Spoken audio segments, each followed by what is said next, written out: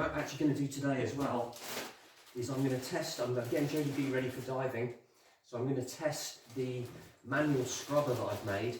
This is in the event of the main scrubber breaking down, and so I can't remove carbon dioxide. So I've got this thing which is an intersurgical anaesthesia, that's the word I was looking for, it's anaesthesia medicine. And this is for a particular type of machine. I can't actually remember which machine it was, but it doesn't really matter. The point is that it's got an inlet and an outlet, it acts as a scrubber, and it's manual, which means the patient breathes through it. So what I've done is I've made this little mask and everything which fits to it. This is just plastic stuff for me because I've tested it with this once, but there's still some life in this yet, so I've put this back on. But I'm going to rig this up and get on board and give this a test. I've just got to wait for my assistant to arrive because you don't do this on your own.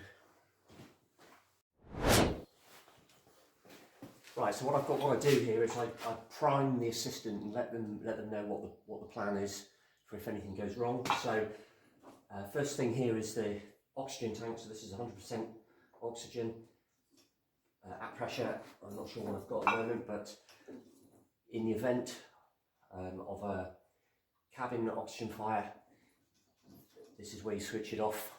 I think that's unlikely because everything's perfectly clean, but you can't rule it out. The only way to put the fire out would be to switch the gas off, and I think the chances of survival would be almost zero. However, there's other things which would be, if I pass out, if I've not read my gauges correctly or something. So I've got some tools here to get me out now. Yeah, now the K350, you can't get the pilot out easily from the outside, which is a bit of a flaw in the design, to be honest. It's one of the things, if I was doing this again, it's one of the major changes I would make. I'd make this hatch so you could open it from the outside. However, what I did in this case is I was aware of that. So the only way you can get to, if I'm stuck in here, the assistant will have to undo these bolts, pop this window out, and then you can get a hand in to undo the dogs on the inside. It's a bit of a rigmarole, but at least it is a way out, and I deliberately didn't glue this window in. All the others are glued in, so you never get those out. This one is not glued in for that very reason, so it's sealed in with an O-ring instead, and it seems to be absolutely fine. I've never taken it out since I put it in, and I really don't want to, but that is the only way. So I've got some tools there to do that. I'm calibrating all my gauges outside, and we just wait.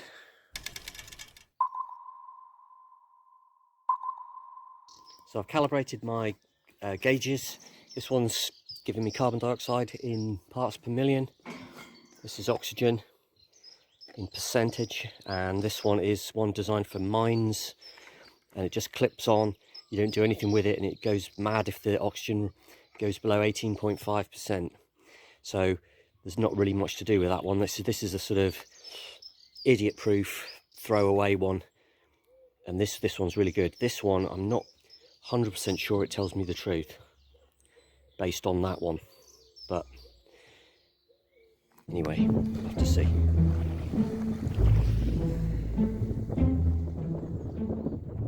I'm just trying some different materials, some different scrubber types. And I've left the camera stand outside by accident. So, zeroed off my gauges, cabin pressures. Venting, right, CO2 is quite a bit high at the moment at 4832. And that should start coming down. Oxygen 21.9. 20.6 on that one. The one I'm actually sort of trusting the most is this one. I'm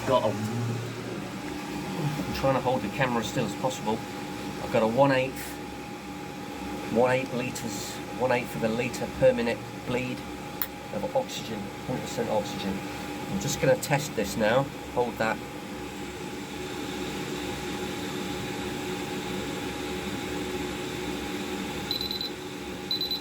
so that's 28.29. See how it goes mad.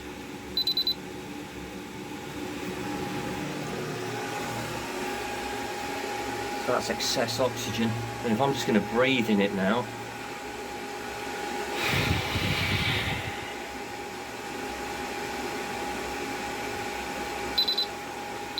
and that's down to 17.8%, so it's definitely good. Yeah, it's a bit of a blunder leaving the stand for the camera outside. I've been in 10 minutes, so I'm going to go make another reading here. Reading still 5.62. See, I'm getting. It takes a while for the O2 to start coming down. 21.8 on my G-Ox. 20.5 on the El Cheapo, and I'm still at 1/8 litre per minute of oxygen. Got the lights on, it's a bit dark in here because I've got most of the windows covered up.